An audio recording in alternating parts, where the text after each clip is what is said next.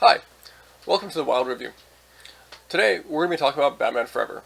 I want to look at the starring cast, the directors, some of the financials behind the movie, some of the trivia fun facts, and kind of what went into this film.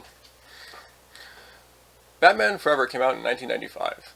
It was directed by Joel Schumacher, and it starred Val Kilmer, Chris O'Donnell, Nicole Kidman, Jim Carrey, and Tommy Lee Jones, with a cameo from Drew Barrymore.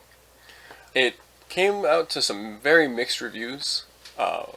It did not do as well as the original Batman movie, but it did better than Batman Returns, which was what the studio was kind of looking for. The budget behind Batman Forever was $100 million. After inflation, that's for today's rate, that's about a budget of $170 million.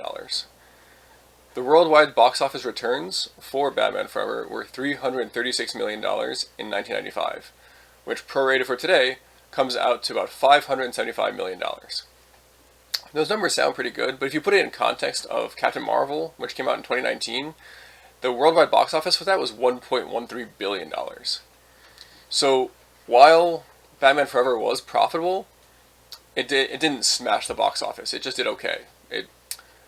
People were not thrilled with the Joel Schumacher take on Batman, especially coming off the really dark and gritty and kind of like grotesque Tim Burton-esque world that Batman Returns was. But that's what the studio wanted. The studio wanted a more lighthearted take on Batman, because Tim Burton's Batman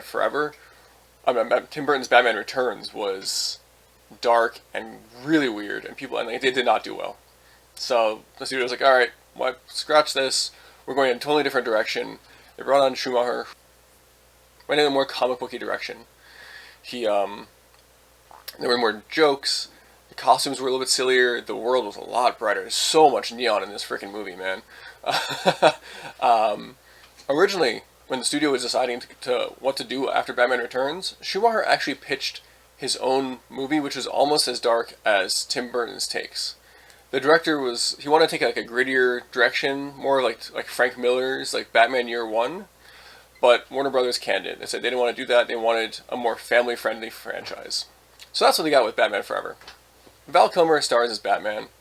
He's kind of milquetoast.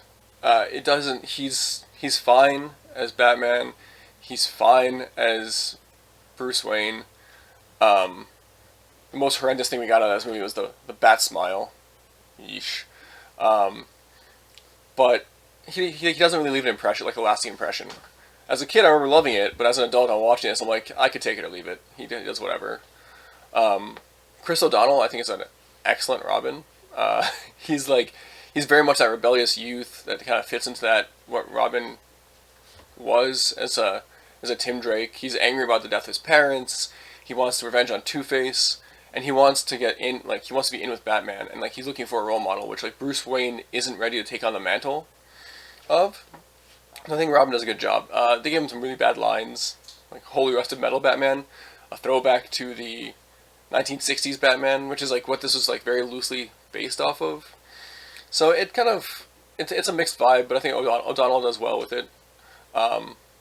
Nicole Kidman plays the very thirsty therapist who wants to get into Batman's rubber pants. She's good. She's she's a fine character. Doesn't really do much. She's really hot, which is primarily, I guess, what her role was. You bring your scarred psyche. But otherwise, they don't really have much for her to offer. She's kind of there to ground Batman and make him choose between, does he want to be Batman or does he want to be Bruce Wayne. And that's kind of the crux of this whole movie, is this duality between Batman and Bruce Wayne. And here to emphasize that duality is Two-Face, played by Tommy Lee Jones. And he's a really, really cartoony version of Two-Face. Even the scarring on his face is all purple, and he's kind of goofy in his duality. Throughout the recording process, Tommy Lee Jones apparently did not get along well with Jim Carrey, and he's a consummate professional. For the most part, it doesn't show. You can't tell that he just did not like working with this guy, but that was the case. He just wasn't about it. But like his Two-Face is good. Like he's a good actor. I don't think it was written well for him. It's a bit too goofy, a bit too campy, and I like Tommy Lee Jones in a much more serious role. And I think he should have been more of a straight man, being played off with Jim Carrey as the Riddler, as like kind of the comedic relief on that. Like they should have gone for more like a Men in Black, K vibe, as opposed to like this goofy Two-Face who's also goofy next to the even goofier Riddler, who's played by Jim Carrey. And you may notice that in Batman the original movie, Harvey Dent was played by Billy D. Williams, but for this movie they recast him as Two-Face without any explanation, obviously. This is because Schumacher had worked with Jones on previous movies, and he really wanted him for this role. And I don't know why. Like I said, he's a good Two-Face, but doesn't quite. I don't think that you needed him for this role. You could have had lots of other people play it. I think he's good, but it just I don't think that he made anything about this role iconic for him. And, Jim Carrey just blows this role out of the water. I mean, he outshines everybody in this movie. Jim Carrey is so on point as the Riddler. He's funny. His comedic timing is fantastic. If he's not on the screen in this movie, I don't have that much interest in what's going on. So it's he. I think he saves the movie, makes it a lot better than it could have been. Other notable cast is Drew Barrymore, who, like I said, she makes a cameo, but it's actually like she's in the movie for several scenes as a character who never gets named. Oh, you can call me anything you want.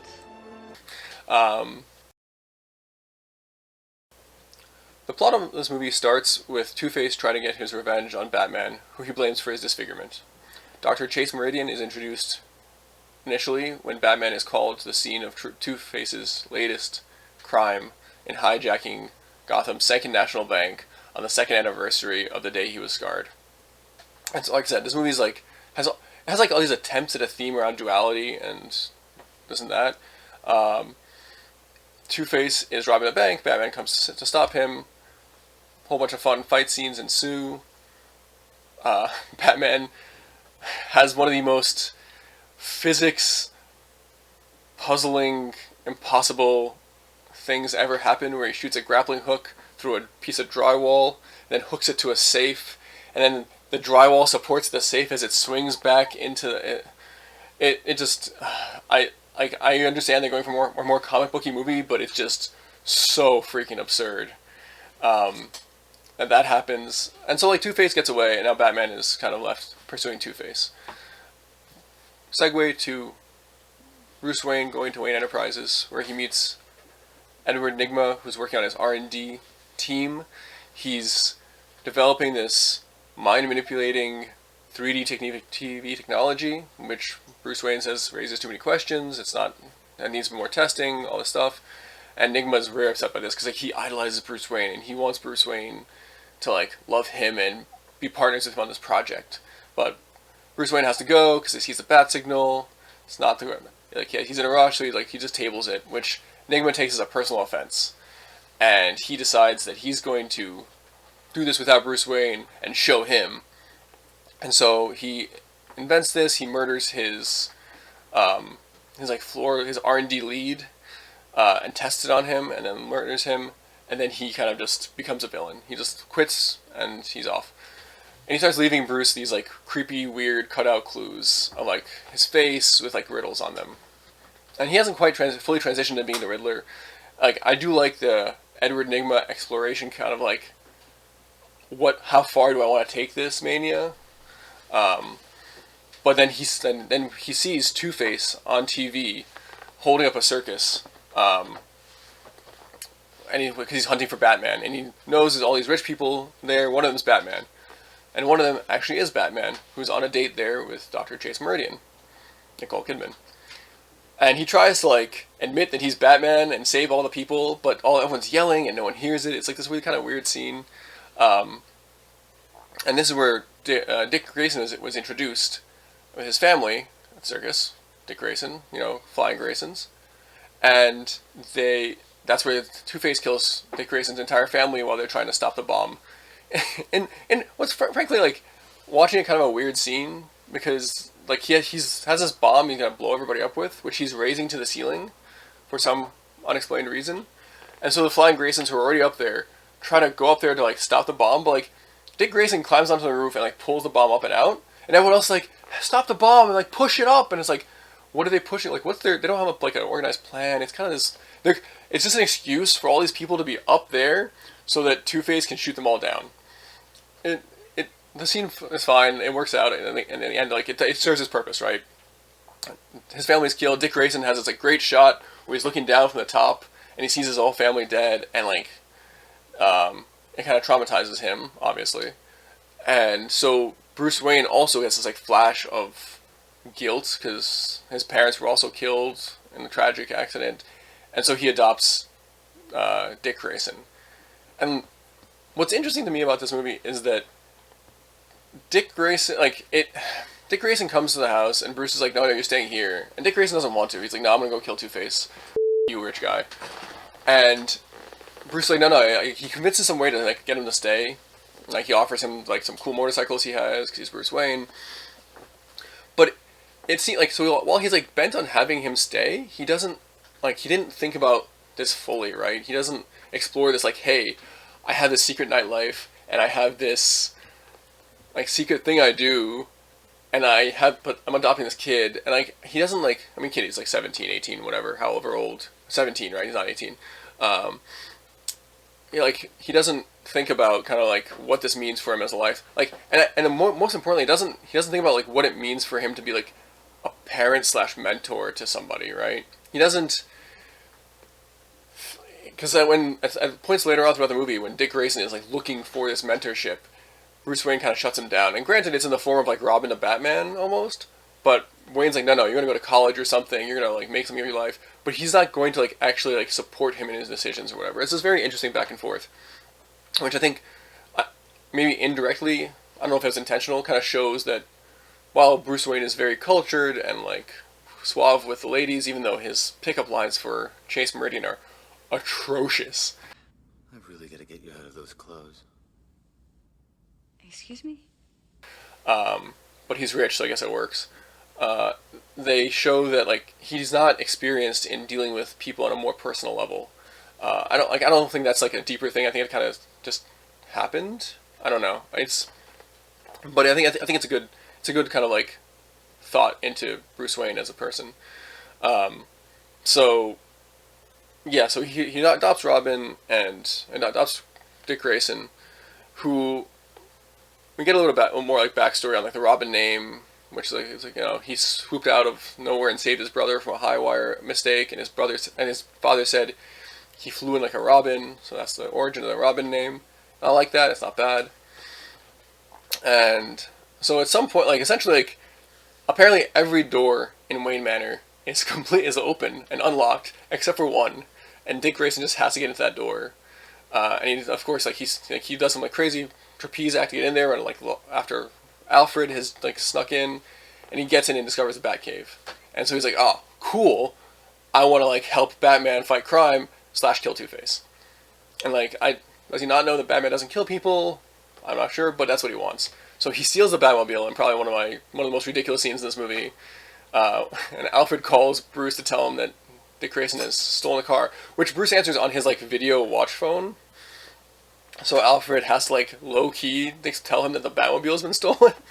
Boosted the Jag? Not the Jaguar. The other car. Bentley? No, sir. The other car.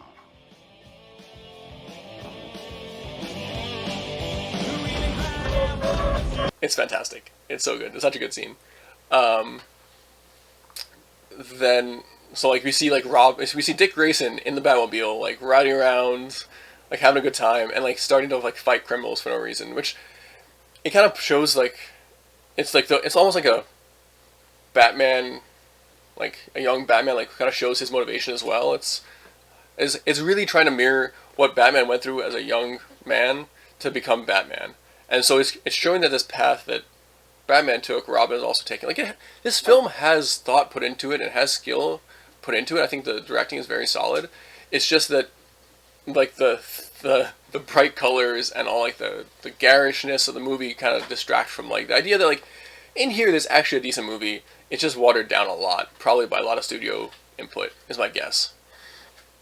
So yeah, so like Batman like yells, like he saves Dick Grayson from some street gang he was trying to fight, and they get into a fight like no, you can't be Robin, you can't join me, like it's a path to darkness that you don't want, which is like very interesting because like that's exactly what Bruce wants, like, and he just doesn't want it for him, and he like it's just like I said, it's showing this duality of like Batman has a little bit of self-loathing. Once again, the theme of the movie, duality, it doesn't show often. It's not really like shoved in your face. It's not really well done necessarily. You have to kind of dig into it, but it's there. Then yeah, so yeah, they get in the scene. He says, "No, you can't join me. You're going to college or whatever." He says, I forget exactly. And then Alfred delivers this excellent line where, I think it's later actually, where they go to some gala. Oh yeah, the Edward Nygma gala opening reveal. Chase. And what a grand pursuit you must be. And Two-Face crashes it. Batman, like Bruce Wayne goes and becomes Batman, and tries to fight Two-Face. Two-Face blows him up, and Robin saves him in like his like very amateurish Robin costume, which is like very like throwbacky to like the 1950s original Robin suit, like the short green shorts, the bright red shirt. Oh, it's a circus outfit, literally with a mask on. And so at back at the Batcave, Batman yells at him again. He's like, "You can't do this!" Like blah blah blah. And then he tells Alfred that Alfred's encouraging him. And to which point Alfred shows his wisdom, and is like, young men with a mind for revenge need little encouragement. They need direction or something like that. And it's this like very good line of like, hey, yeah, there's somebody else who like exactly did this, and it's mirroring the Batman theme throughout there. I like the line. I think like Alfred in this movie does exactly what Alfred does in the comic books, which is like serves this purpose of like this person who can like humanize Bruce Wayne a little bit and also give him insight into like what other people do, because Bruce Wayne doesn't know people. He's just kind of like this loner who kind of does all those things on by himself. So at this party, Bruce Wayne tested out the new Nygma technology, but because it manipulates mind waves, somehow it reads his mind, and it finds out that he's Batman. The Riddler and Two-Face go to Bruce Wayne's house where he's hanging out with Dr. Chase Meridian, about to confess that he's Batman and that he loves her. And she's probably about to do the same to him, because there's a lot of back and forth between the two of them, but it's really mostly useless. Like all the Nicole Kidman stuff is really just throwaway. She's really just there as kind of a figure for Bruce Wayne to fall in love with, and then like as like a potential redemption arc for him as Bruce Wayne. But really a pretty shallow character. Like as far as plot goes, she doesn't serve much of a purpose. So then they break into like Two-Face and the Riddler go to Bruce Wayne's mansion. They break in, like they jump Alfred because it's Halloween or something. So they sneak in as trick-or-treaters. And like most baffling choice is like, who the is trick-or-treating at Wayne Manor? Like this place is like far on the outskirts of Gotham, and like okay, if you're going there if you want the full-size candy bars, I guess, but like who's going all the way to Wayne Manor to trick-or-treat? I live in like a pretty busy rural area, and I don't get trick-or-treaters, much less freaking Wayne Manor, which is like a 3-mile drive outside the city. So anyway, they break in, they beat up Bruce Wayne, who's not in his bat suit, so he's not prepared to fight, and then they kidnap Dr. Chase Meridian. There's a little bit of like puzzling as to like Batman trying to figure out who did this, because he still doesn't quite know who the Riddler is, and he doesn't quite know where his lair is. So like but all the clues that Edward Nygma has left him throughout the movie with the riddles on the Wayne faces point him to Edward Nygma, and he finds out. You really are quite bright, despite what people say. It's like, okay, he goes to this island that Edward that him and Two-Face built, like for their brand, for the Enigma Tech brand.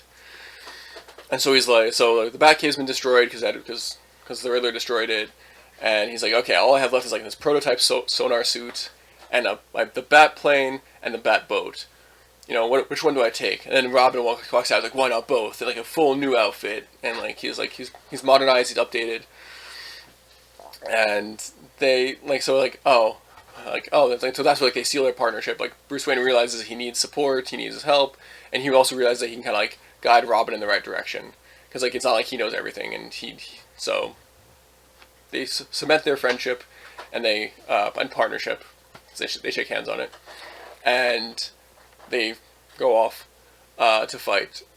And I mean, like the movie kind of like there's a series of action scenes where Robin he beats up Two-Face and he chooses not to kill him, which is like a pretty good scene.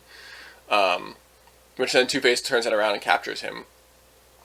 Batman climbs this like really long, I don't know, elevator shaft-esque thing, and gets up there where they really like throw the duality like theme in your face here, where like the Riddler has Chase in one like tube and Robin in another tube. He goes, okay, who do you save, right? Do you save Robin or do you save Dr. Chase Meridian, the love of Bruce Wayne's life, or the Batman's mentor, right?